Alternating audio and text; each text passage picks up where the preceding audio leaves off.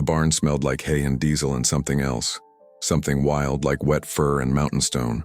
I was 7 when I first noticed Grandfather would disappear into that barn for hours, carrying buckets of apples, smoked fish, and sometimes entire deer carcasses wrapped in canvas.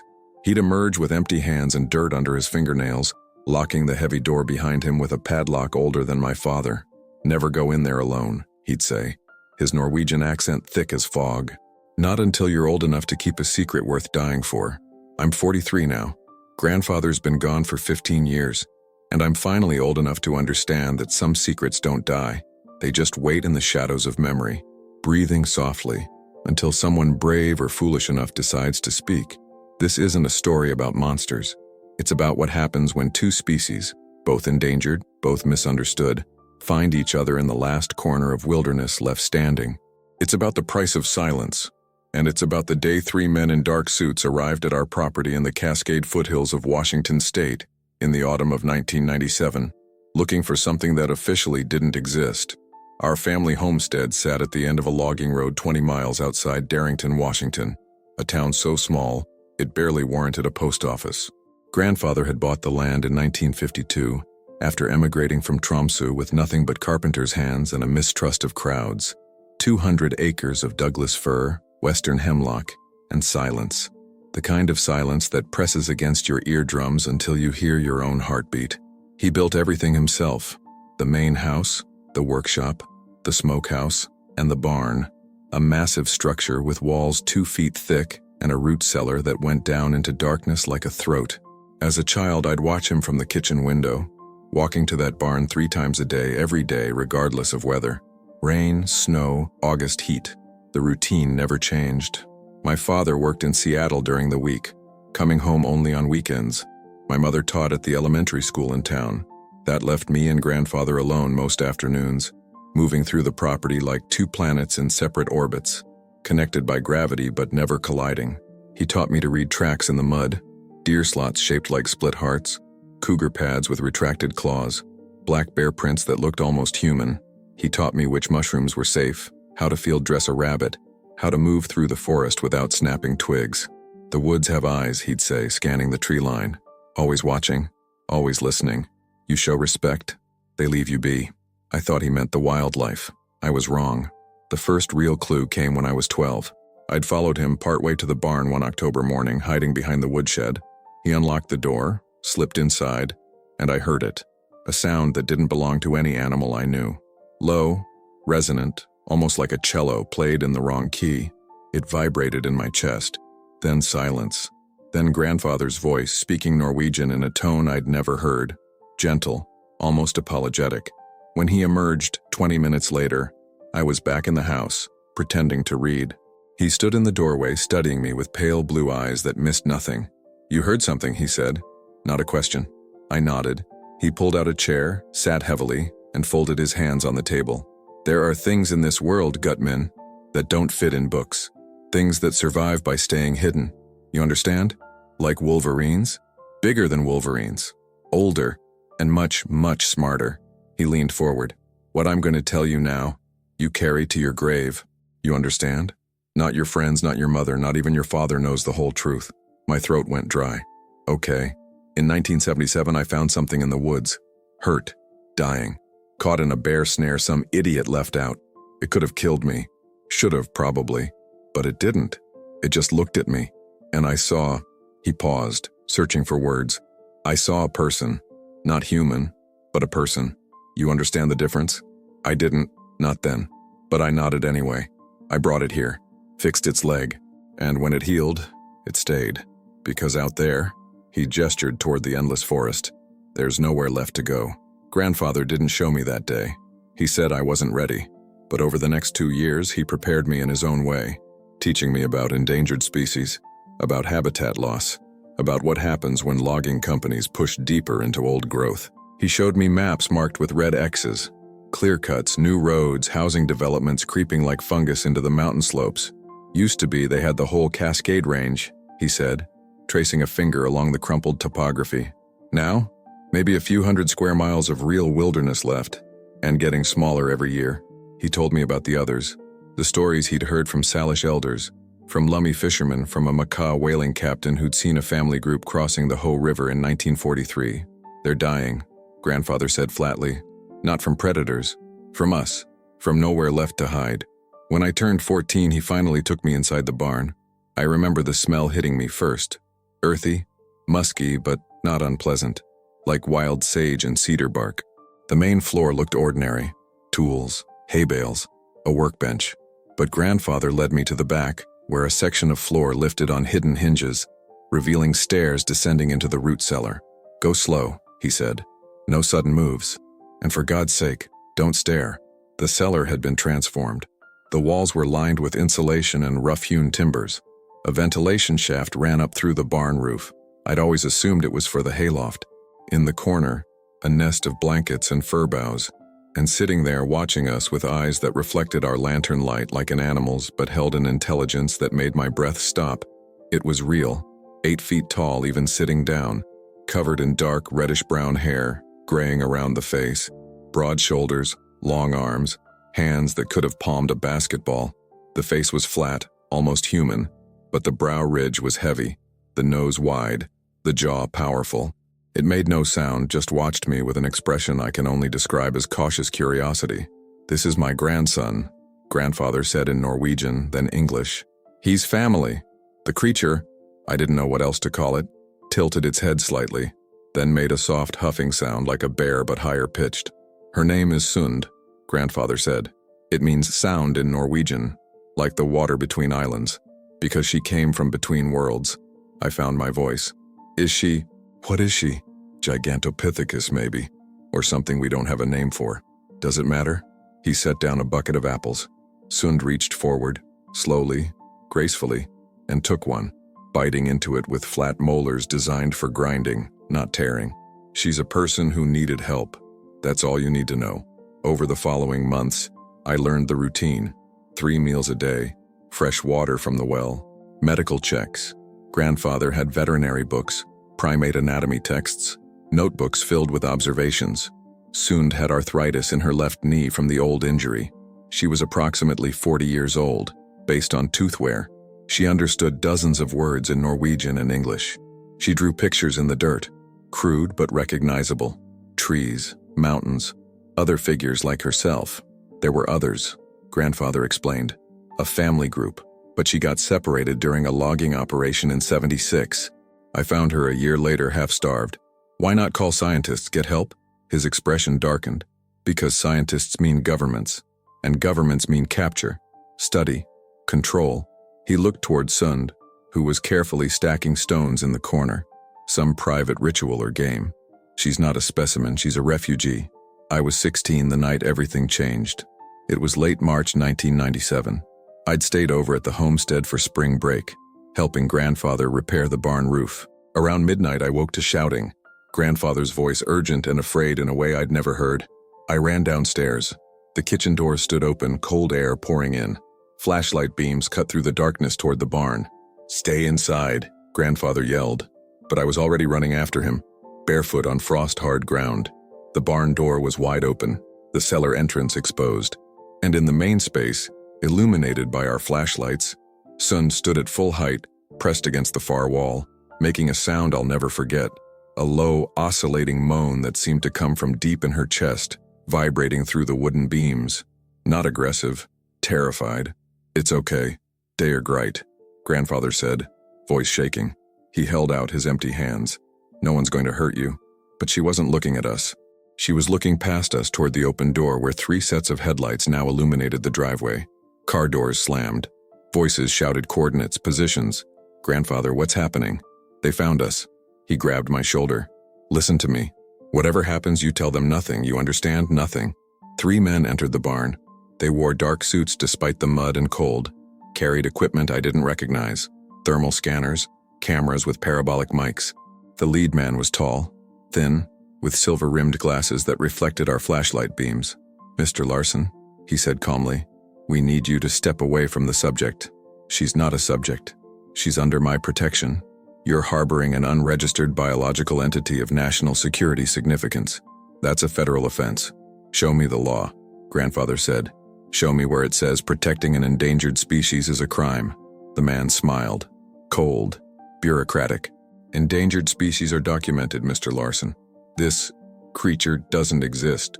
Therefore, it has no protections, no rights, no legal standing whatsoever. Sund made another sound. Sharper this time, almost like a bark. The three men tensed, hands moving to their belts. I saw then what they carried. Not guns, but tranquilizer pistols. You're not taking her, grandfather said. We don't want to involve local authorities, the man replied. This can be quiet, cooperative, or we can make it very difficult for your family. Your daughter-in-law teaches at Darrington Elementary, correct? Would be unfortunate if her employment became complicated. Threat delivered with a smile. That's when I understood these weren't scientists. They were something else. Grandfather looked at Sund. She looked back, and I swear something passed between them, an understanding deeper than words. She stopped making noise, straightened, and slowly, deliberately held out her wrists as if for handcuffs. No, grandfather whispered, but she made a soft huffing sound, the same one she'd made the first time I met her. Reassurance, or goodbye.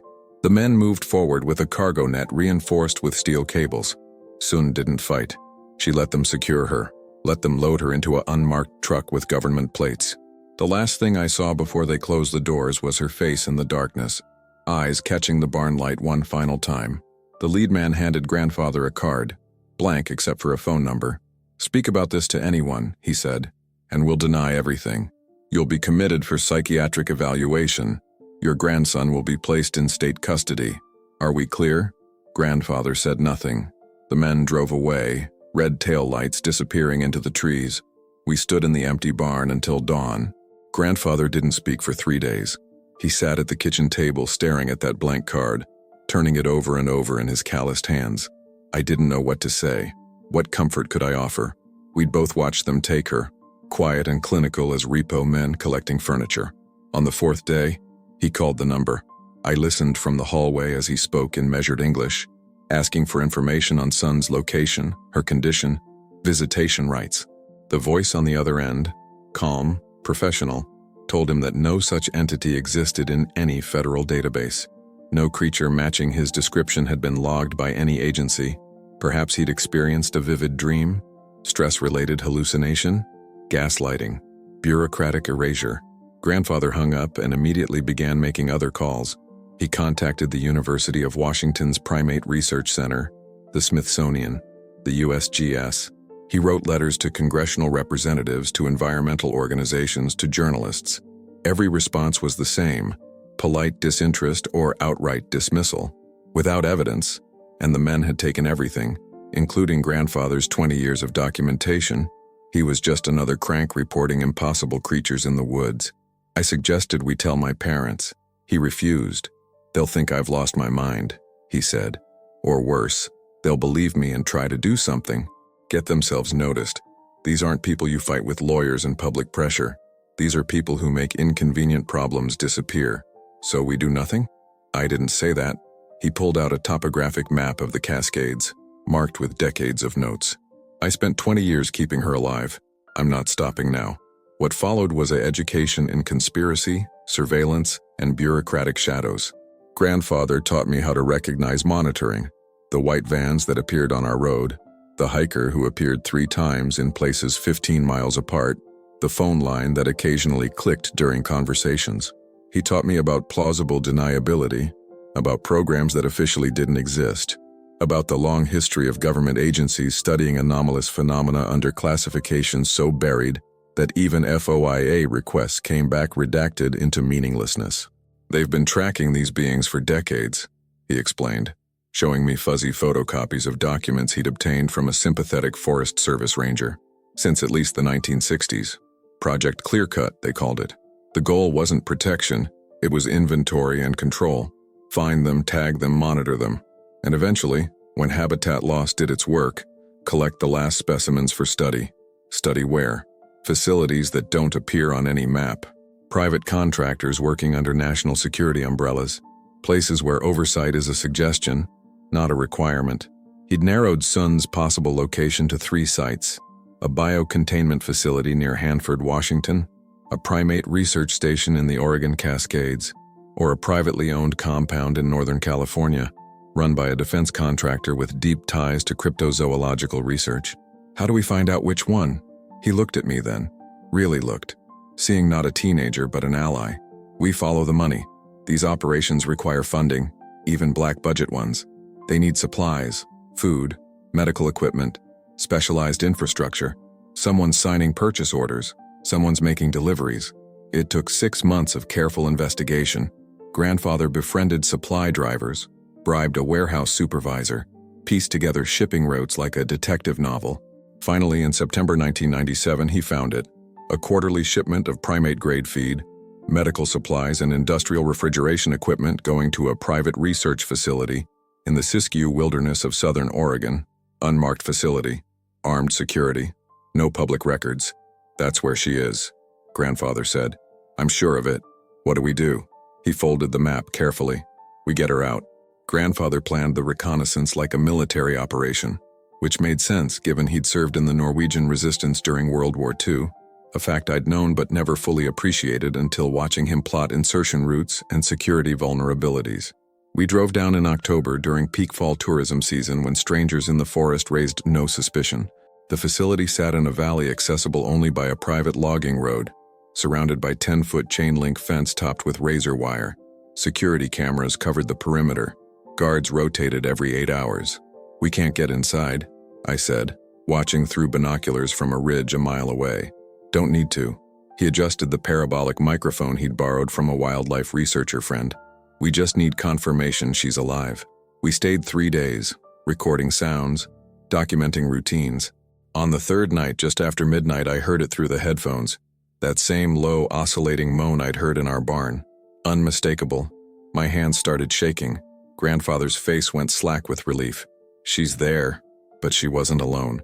Over the next hour, we recorded at least 3 other distinct vocalizations, different pitches, different patterns. Grandfather's expression shifted from relief to horror as he understood what I was beginning to grasp. They didn't just take Sunt, he whispered. They've been collecting them, building a population for study. The ethical weight of that realization settled over us like a stone. This wasn't simple captivity. It was systematic collection of an entire hidden species. Preservation through imprisonment. The same logic that had driven passenger pigeons into extinction. Capture the last ones for scientific study, and by the time you understand them, there are none left in the wild to save. We can't free them, I said. Even if we could get past security, where would they go? You said it yourself. There's no habitat left. Grandfather lowered the microphone. In the moonlight, he looked every one of his 74 years. I saved her once by putting her in a cage of my own making.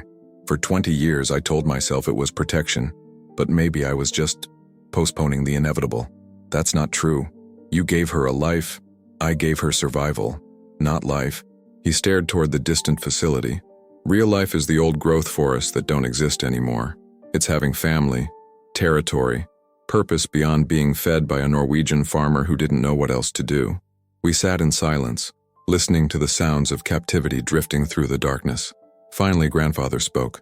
My grandfather told me a story once. During the war, they were hiding a Jewish family in their barn. Same barn where I kept Sund. The Gestapo came, searched, found nothing. But my grandfather always wondered if they didn't find the family, or if they found them and simply decided not to see. Because seeing meant taking responsibility, and taking responsibility meant becoming complicit in something unforgivable. I don't understand. Those men who took Sund, they're not evil. They're doing their jobs, following protocols. They probably tell themselves they're preserving an important species, and maybe they are. But they're also making sure no one asks the hard question, why did it come to this? Why is captivity the only option left? He packed up the equipment carefully. We're not breaking her out. We can't. But we can make sure someone knows the truth. We can make sure this doesn't disappear into classified files and forgotten budgets. How? He handed me his journals. 20 years of observations, sketches, medical notes. You keep these. And when I'm gone, you decide. Tell the story or keep the secret. Your choice. Your burden. We returned home to find federal agents waiting in our driveway. Not the same men who'd taken Sund. These were official, with badges and warrant papers and that peculiar combination of boredom and authority that comes from serving legal documents you don't fully understand. They searched the barn, confiscated Grandfather's computer, boxed up his files. They interviewed my father, my mother, even called my school principal to ask about my behavioral patterns. The warrant cited investigation into potential violations of the Endangered Species Act and unlawful possession of protected wildlife, but the specific species was redacted. The evidence was classified. Even the judge's signature was blacked out. It was theater. Legal intimidation disguised as due process. Grandfather sat through it all with the calm of a man who'd already decided which battles were worth fighting. When they asked about alleged cryptid specimens, he said he'd seen many things in the woods over the years. Bear, elk, cougar, but nothing they'd be interested in. When they pressed about the barn cellar, he explained it was root storage, nothing more. Would they like to see his preserved beets? They left with boxes of paperwork that contained nothing incriminating, because grandfather had been careful. The real documentation, the journals, the photographs, the medical records, were already hidden, distributed among 3 different safe deposit boxes in 3 different banks, accessible only through a trust I wouldn't inherit until his death. Why not fight, I asked that night.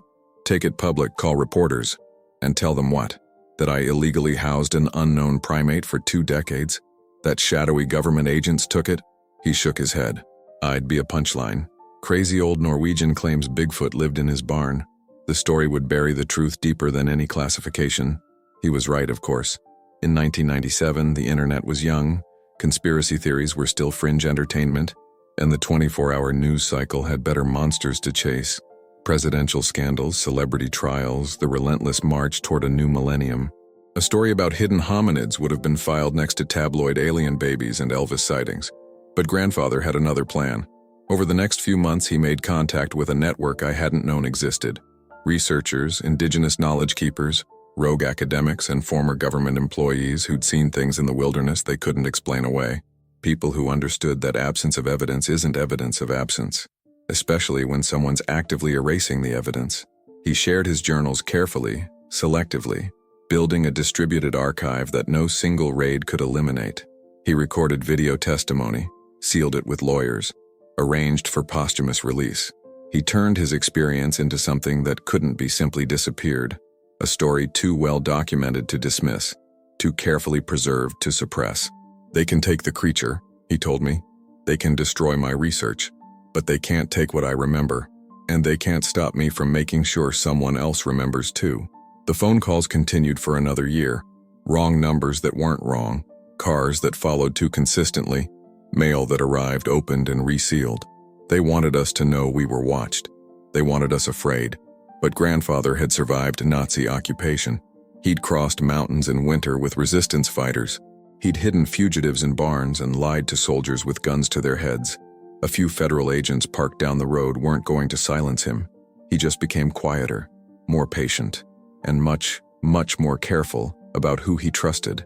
Grandfather died in February 2009, peacefully, in his sleep. Heart failure, the doctor said. Natural causes. He was 86. I inherited the homestead, the barn, and 3 keys to safe deposit boxes I'd known about for 12 years but never opened. The will was specific. I was to wait 1 year after his death before accessing the contents. Let the watchers get bored, his letter explained. Let them think the story died with me. I waited 13 months, just to be safe. The documentation was extraordinary. Not just journals, but tissue samples, hair preserved in archival slides, plaster casts of footprints, audio recordings on aging cassette tapes, photographs of Sund in the barn cellar, clear and undeniable, medical charts tracking her health over 20 years, and letters, dozens of them, from other people who'd had encounters, who'd seen things in the wilderness, who'd been silenced or dismissed or threatened into quiet. But the most important item was a videotape, recorded in December 1997, 3 months after our reconnaissance mission.